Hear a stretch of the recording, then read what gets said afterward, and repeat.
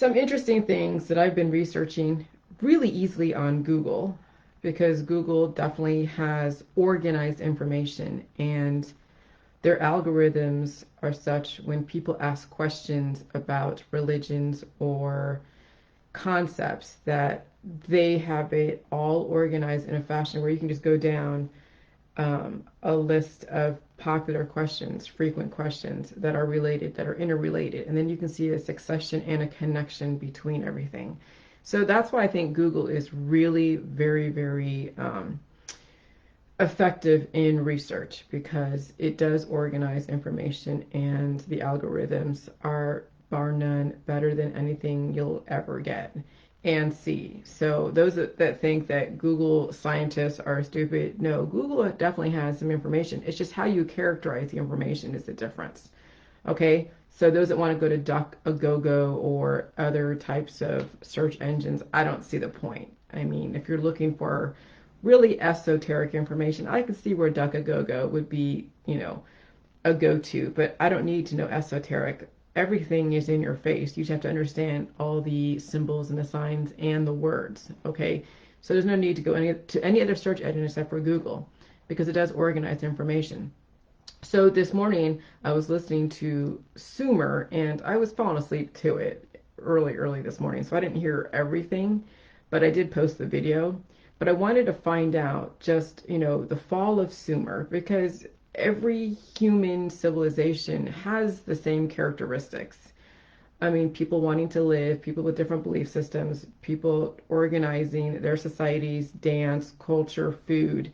I mean, today is no different than what happened back in Sumer, except that they didn't have probably as many of the technologically advanced stuff, but I'm sure they had their own advancements of their society based upon where they came from, because they evolved. They came from some type of disorganized culture to then these huge cities that then were able to be conquered. Okay, so Sumerian, what is Sumer? The Sumerians, and I'm just going to drop a few things. I'm not going into great detail of all of the stuff. I want to give you guys something to research, and then you can draw your own conclusions. So this is more about just dropping names and dropping different concepts and religions, and then you can see how it interrelates to what's going on today, as far as the vaccines, as far as pedophilia, as far as child abuse and all of that, because then you can see how what's going on today is very much connected to what went on back in history.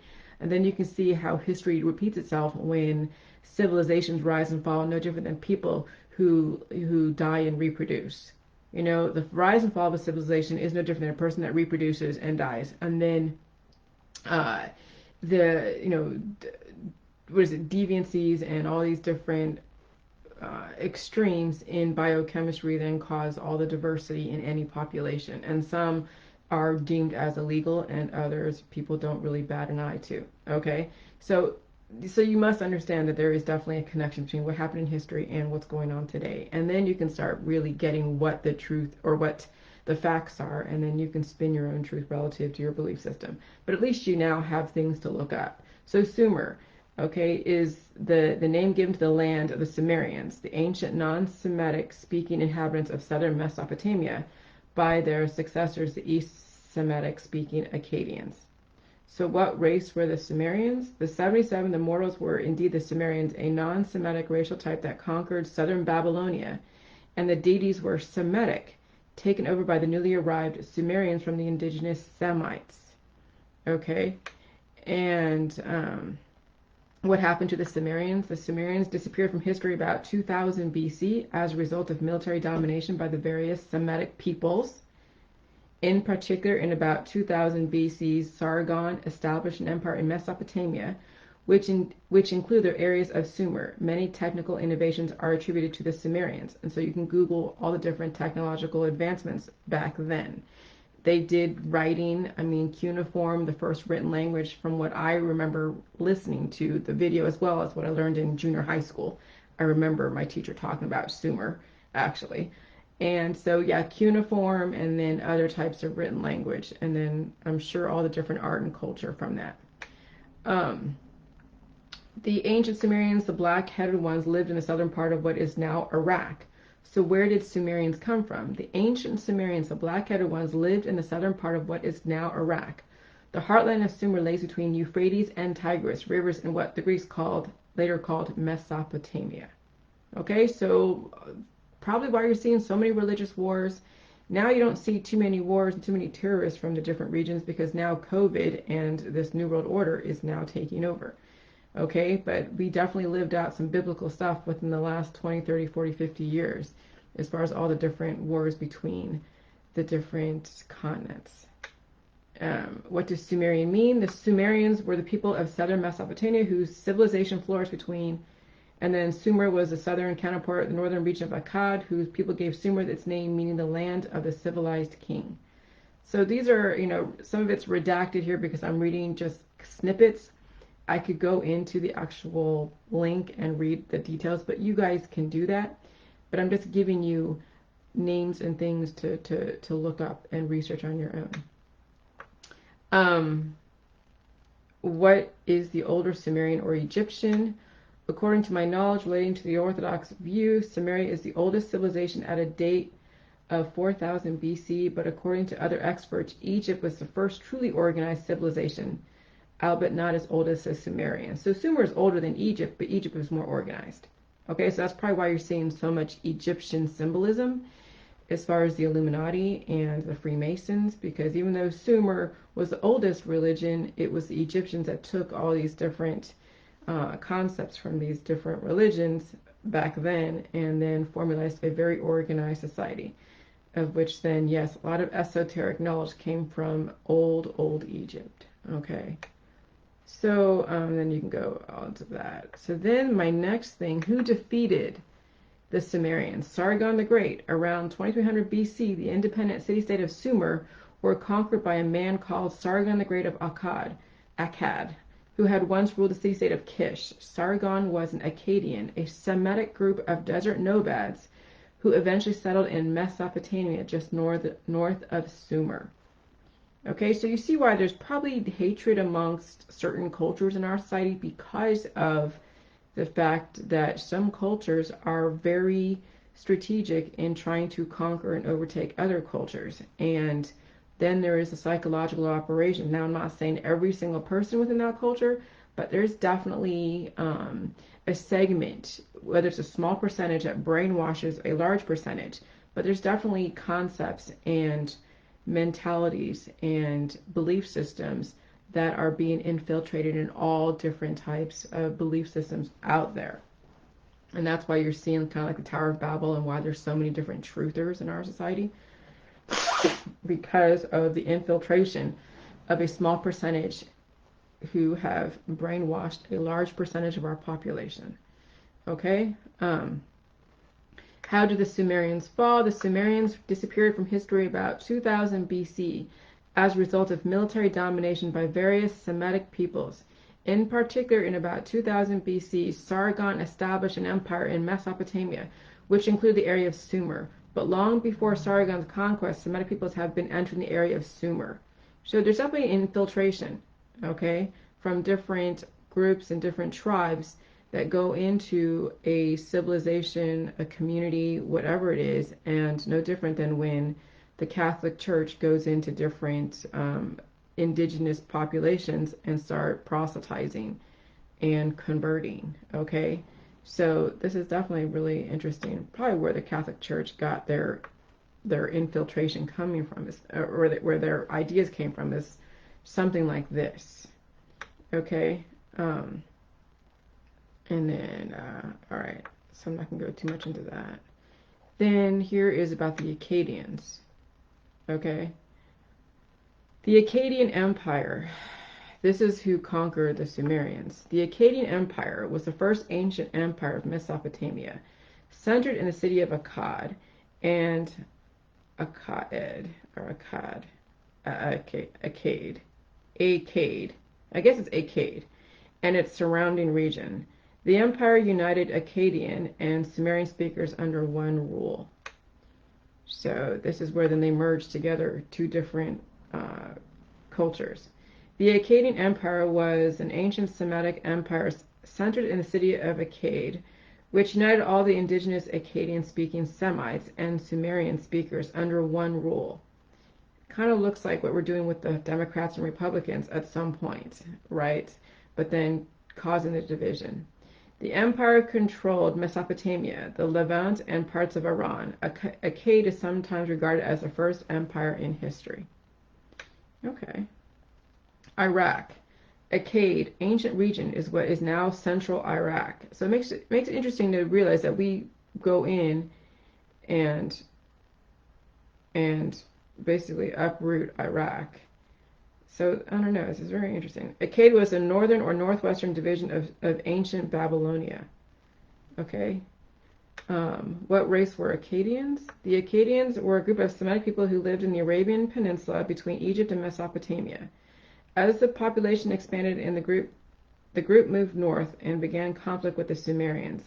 Eventually led by Sargon, the Akkadians conquered Sumer in 2340 BC and filled the land as far away as Lebanon. So they conquered many, many different city-states and cultures. Okay, is Akkadian a dead language? A dictionary of the extinct language of ancient Mesopotamia has been completed after 90 years at work. Assyrian and Babylonian dialects of the language collectively known as Akkadian has not been spoken for almost 2,000 years. Interesting. And these are all the good movies come from too. The empire was now ruled by a Sumerian. So who destroyed the Akkadian Empire? The empire was now ruled by a Sumerian king, but was still united. The empire grew weaker. However, it was eventually conquered by the Amorites in around 2000 BC. Many people in Mesopotamia at the time spoke two languages, Akkadian and Sumerian. Okay. So then we go into the Amorites. So now you're seeing the connection between what happened in history and then what's going on today as far as practices, religious practices, traditions in the medical holistic industry, and then also the wars that we're fighting, who is involved with the wars, who runs the churches, who runs these huge organizations, whether it's Democrat, Republican. And then you're going to see we're repeating history, but under different names and different politics, but the same. But the words change, but the meanings and the intentions are the same. That's what's so crazy. And that's why you have to really watch symbols and signs and understand your history, because you'll think this is all new and you'll think that you're fighting for something that is so new when it's so ancient, so old. Nothing is new on this earth, guys. Okay, so what's an Amorite? Amorites. A member of semi-nomadic people living in Mesopotamia, Palestine, and Syria in the 3rd millennium BC, founded of the ancient city of Mari on the Euphrates and the first dynasty of Babylon. Okay, you hear about Babylon, you know, that we are, you know, the heart of Babylon. Hollywood's the heart of Babylon. America, the capital of Babylon. You know, and there's probably some truth or some fact to some of this because of who it is we're descendants from, and then what belief systems people are adopting, and then how they roll it out to the masses, putting the masses under a type of spell where you think the majority is right when actually the majority may be under a major spell, which is why Julie Jews is not popular, because we've broken the spell, and those that are still under the spell don't understand that Julie Jews has broken the spell of this deception across humanity. So who are the Amorites in the Bible? The term Amorites is used in the Bible to refer to certain highland mountaineers who inhabit the land of Canaan, described in Genesis as descendants of Canaan, the son of Ham, Genesis 10:16. Okay? And then where is modern day Amorites? The Amorites were a Semitic people who seem to have emerged from western Mesopotamia, modern day Syria, at some point prior to the 3rd millennium BCE. All right, what is the god of Amorites? Here we go. Amaru and Martu are names given in Akkadian and Sumerian texts to the god of Amorite Amaru people, often forming part of personal names. He is sometimes called Lu Amaru Martu. He was the patron god of Mesopotamia, city of Ninab, whose exact location is unknown. And so, what does the name Amorites mean? The biblical names, the meaning of name Amorite is bitter, a rebel, a babbler. That's interesting. Who are the Ammonites today? The chief of city of the county was Rabbah, or Rabbath Ammon, site of the modern day city of Amman, Jordan, capital. Milcom and Molech, remember that name Molech, who may be one and the same, are names in the Hebrew Bible as the gods of Ammon. The people of this kingdom are called children of Ammon, or Ammonites. So they're re-emerging people from history. It's almost like people are studying this and wanting to now honor something like this. So interesting. So who are the Ammonites today? Where is Canaan today? The land known as Canaan was situated in the territory of the southern Levant, which today encompasses Israel, the West Bank and Gaza, Jordan, and the southern portions of Syria and Lebanon.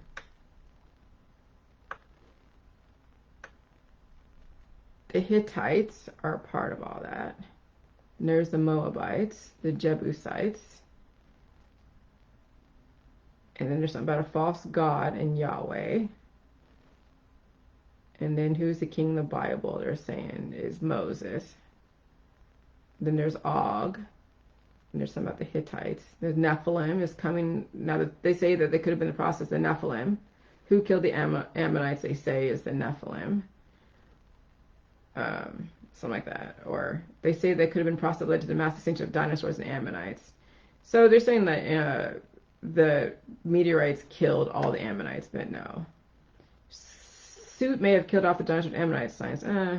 Soot. What do the Ammonites worship? So this is the thing that's being reemerged. Okay, there's all this stuff about how they're saying soot from the whole meteors and the volcanoes or whatever killed off all the Ammonites and the dinosaurs. But remember, humans don't become extinct. There's always a few that do survive every single extinction type event. Okay, so who do the Ammonites worship? Malcolm is each time specifically mentioned as a god of the Ammonites, while Molech is generally depicted as a god worshipped by the Israelites in the context of passing through fire of their children, with the exception of 1 Kings 11:7, which mentions Molech, the abomination of the children of Ammon, widely. So that's interesting. The abomination of the children, Molech. And then that's where, then you look up Moloch. Let's look up Moloch. And then you see the Vatican. Okay, Moloch is the biblical name of Canaanite, god associated with child sacrifice through the fire or war. Through fire or war. What are we living today? We have fires, we have the vaccines, we have war, the hurricanes, the name and the human trafficking, pedophilia. The name Moloch results from a dysphemic vocalization in the Second Temple period of Theonym based on the root MLK, king, Moloch. And that's where the whole cremation of care, the Bilderberg, where they go and worship the owl.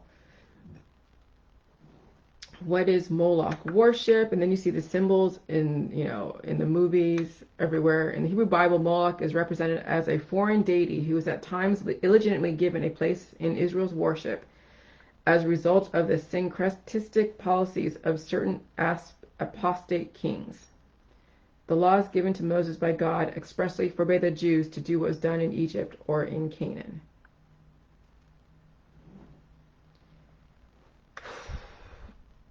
So, who sacrificed her child in the Bible? Abraham. According to the Hebrew Bible, God commands Abraham to offer his son Isaac as a sacrifice. After Isaac is bound to an altar, a messenger from God stops Abraham before the sacrifice finishes, saying, "How now I know you fear God." Abraham looks up and sees a ram and sacrifices instead of Isaac. And so, really, this child sacrifice is it seems like it's for anyone that, it's almost like, the children are the target. This is where all of the Satan stuff, this is where all of the ram stuff, the symbolism, I mean, and why we are seeing like the Epsteins, everything's coming to surface. You know, everything is based upon these ancient roots. Ancient roots. And I know, Patricia, you say you're trying to, but here's the thing, Patricia. You have to understand. I know you've been saying on my Facebook, you've been trying to say this, you've been trying to say this, but you have to understand, there are so many stories out there. You couldn't substantiate this from a personal point of view, Patricia. Like, I get where you're coming from, but you understand how stories get spun? Do you realize that I came from a Jewish household? I came from a household where I see devil all over my walls. I was abused in some way that was very much around that's around all this crap. Okay? If you can come from a personal experience of seeing, my childhood, the way I was raised is exactly now how your social distancing is. Did you not get that when I talked about why I could substantiate this? All of the reason why I did not want to deal with the conspiracies because there was no substantiation. And you have to know this personally. To regurgitate what somebody says on Facebook is no different than someone believing a stupid story that's unsubstantiated. But I've given you guys the playbook on how to create an undetectable mind control victim that is used in psychotherapy. That was also used on me. But did you give any kind of personal experience, Patricia, how you can actually see this in your world, that you actually have, that you've proven that they're trying to destroy people by saying antibodies are being perpetrated and promoted as if it was healing? Did you even do that? So that's why just because you said this 5 years ago doesn't mean shit. And I'm sorry, I'm going to be a little harsh because you keep going on my Facebook when I'm talking about this as if you had something really awesome to say, because all of us were talking about this, but we had no substantiation. So you're just regurgitating what somebody said. You're just believing what somebody said, but you have absolutely no personal experience behind it. The reason why I'm now talking about it is because I have personal experience behind it. Okay? A Vietnamese adoptee raised in a household that is exactly exhibiting all these characteristics, being raised in a Jewish household with freaking devil things all over the wall. With stories, you can listen to my Facebook my Facebook Live from that point in time. But are you actually making the connections of seeing where all this came from? Because if you can't make a personal connection where someone understands where you're coming from, then you're no different than those that say that viruses don't exist. You're no different than that kind of person. Say viruses don't exist. If you can't come from a substantiation of science, from facts, not freaking perception, but facts. Now, I've been uncovering all of my different childhood. But I've said this stuff 5 years ago too, Patricia, way back in 2012. But the reason why no one was listening to me because I couldn't personally substantiate and then find the documentation aside from some stupid video on Facebook or on YouTube. That's the difference, Patricia. So I'm kind of tired of you saying, oh my God, I was trying to tell you this 5 years ago. I was too in 2012. Do you realize that? 2012 was what? 12, 13, 14, 15, 16, 17, 18, 19. 8 years ago, I was talking about this 8 years ago when I was listening to Alex Jones. It's really not that revolutionary that you're trying to tell us this 5 years ago because everybody was part of the conspiracy world. Everybody. But no one could substantiate anything personally. So you're no different than Neil Pascoe saying that viruses don't exist. They only exist in vaccines. Okay? So that doesn't fly with me when you say, I told you this 5 years ago. I told you guys this back in 2012, that something was going on. But the reason why I reversed that motion, because I don't want to act like I'm just listening to somebody else. I had to have substantiation, no different than being, an anti-vaxxer to a pro-vaxxer. Until I got substantiation that vaccines were horrible, I wasn't going to promote something until I substantiated it. That's the difference, is substantiation versus hearsay. People say the chili juice is horrible, it's bad, and whatever. That's no different than what you were saying back then. There was no substantiation. It was all hearsay. But now I could personally substantiate from my childhood to now belonging to a Jewish household, MK Ultra, to now seeing the history between Sumer and all this other stuff, and you're making the connections, the antibodies in the vaccines, the antibodies in the prescription drugs, and the promotion of antibiotics in the holistic world. It all now is connected. But could you say anything about the vaccines as far as antibodies? All of you guys are focusing on the adjuvants. Oh, the mercury, the thimerosal, the this and that. And you're totally misdirected. So there was no credibility, and that's why you couldn't be credible back then 5 years ago, because you were feeding into the misdirection and the infiltration of the Freemasons, even in your trying to expose this. Okay? So please, can you just stop with the saying that you did this 5 years ago or 2 years ago, or I told you, or I told you? Because that actually is kind of now annoying. It really is. Okay? So, but anyways, what I'm trying to say is there's a connection between history and what is going on now. I was raised in a Jewish household. I experienced almost everything that's out there as far as the conspiracy world, and how the architects of the system are actually trying to destroy you at the micro level. And I could substantiate it. Not because I watched a video, not because someone told me, not because Alex Jones said it. It's because antibodies are anti-body in plain sight.